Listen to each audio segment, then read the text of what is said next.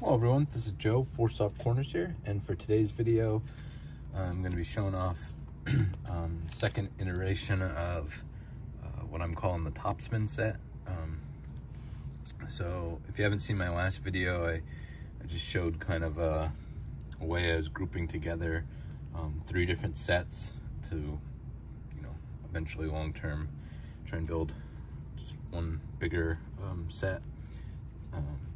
Definitely took the inspiration from guys that do the Franken sets, which I've seen mostly done just with buybacks. So I didn't, like I said, I didn't really see anybody ever do it with multiple whole sets and just fragment it out like that. So this is kind of my idea I came up with. So last one I did what I'm calling 55 and 56, and that was 55 Bowman, 55 tops, and 56 tops. So for this one we have 53 Bowman color, 54 Bowman, and 54 tops. So I didn't even really think about it. I mean, I don't own any 53 Bowman, the black and whites. If I ever pick any up, I would throw those in the mix too, just for possible candidates to mix and match between the cards. So let's get started.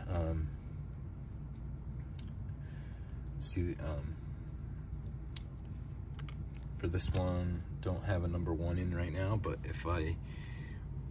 this would be my number 1. This is the number 1 card from the 54 Bowman set, Phil Rizzuto. So like I said, in my last video, I had just put these in new card savers and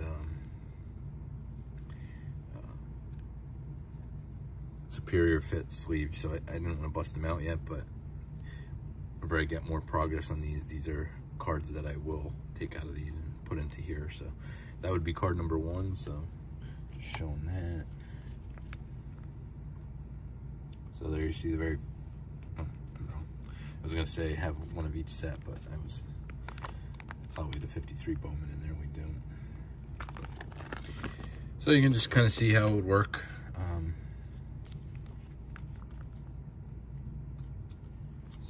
The next one I have is 23 that we would.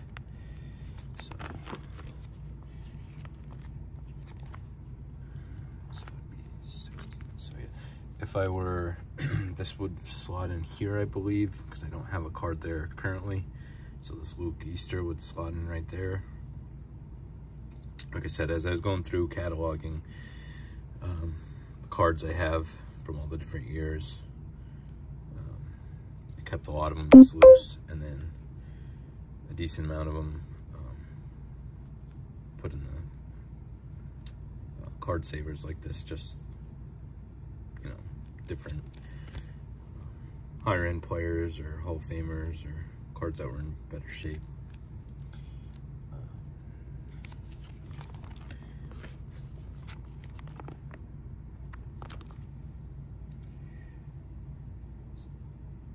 So I don't know which, the last one, like I said, with 55 and 56, I like those, kept those together because they're horizontal, not the vertical orientation of the cards. I think I might prefer this one, but I mean, they're both great. Both include 3 really great sets. Let's see. So this would slot in here. Card 35, the Junior Gilliam, second year, 54 tops card. Love that one. I love the white background and border cards. Well, I guess just background cards. It's because you can't really tell for sure where the border is. I mean, you can, but it just blends in better. So love that one. But yeah, really like these 3 sets. Oh, we have another one here. The Mini Minoso would fall in here, I believe, 36. So we have that. Now the only thing, the 53 Bowman and 54 Bowman don't have as much. There was a lot of contrast with the 55 Bowman, the TV sets, and then the color of 55 tops. although similar look to 56 Topps, just 56 not having as much color.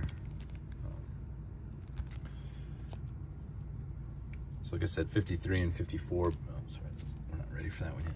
53 and 54 being somewhat similar isn't a whole lot of contrast if you don't have any of the Topps cards falling in here, which early on I don't have as many. Still really like the look of these together, and just think this would be a fun way to collect cards from these years. I didn't mention in the last video, but I do kind of have plans. I don't know how, I may put them together soon, but just with what I have. I'll just show this here. I have this Larry Doby from 54 Topps, and here's where it would square off against this Quint Courtney. So the Doby obviously would end up winning there once I get this out of this. I do have future plans to do this with, I have the 1960 Topps set complete, but then from 61 to 69, I kind of have aspirations of doing that, the whole 60s as a whole. I mean, that really takes a lot of the pressure off of, you know, not needing the Pete Rose rookie or Tom Seaver rookie, or just a lot of, you know, any of the rookies, high numbers. Well, high numbers, I definitely will have to end up going after some of them if I want to go all the way to the full numbers of the sets. But so let's see, that's 199. So over here we'd have 97. This Eddie Matthews would go there.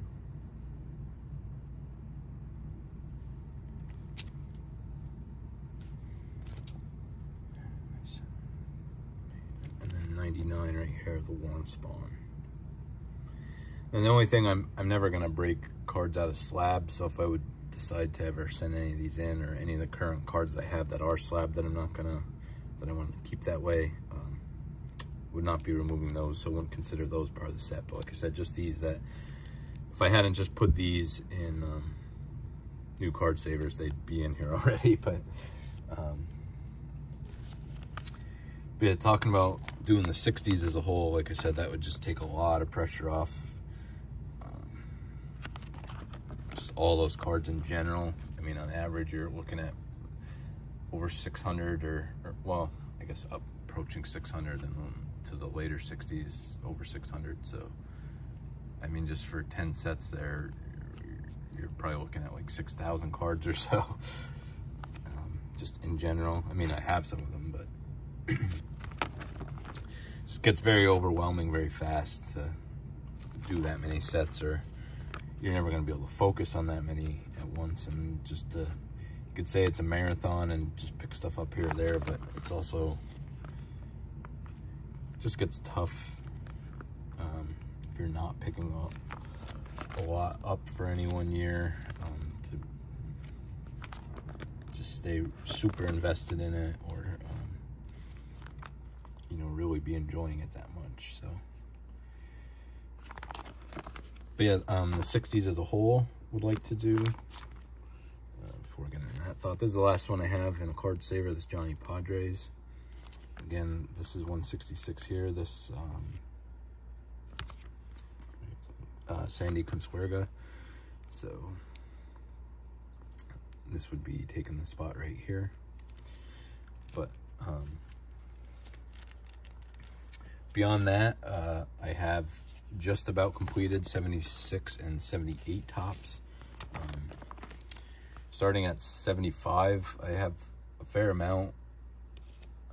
I don't have it fully cataloged yet, but I would guess at least a third to possibly close to halfway of that set. So that's definitely one I think I could do. So probably at some point in time would try and complete all the late 70s from 75 to 79, maybe group 80 in there. But the early 70s I also had thought about doing this with, so 70 through 74.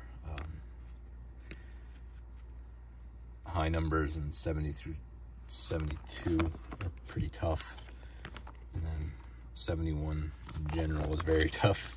It's the condition issues, so it's the last two there. I did not mention in this video. So Bowman color only goes up to 160. 54 Bowman goes up to card 224, and 54 tops goes up to 250. So it's one thing I discussed in the last video. I would have to decide for sure if I would go all the way to 250 because that's the highest, or just stop at like 224 because that's the closest year that there's more than one set to pick from. So, but yeah, just wanted to show off. This is the second one. At some point we'll start the 60s. That'll be a little bit more time consuming, but also a lot more fun because I have a lot more cards to go through, and there'll be a lot more cards to compare. This I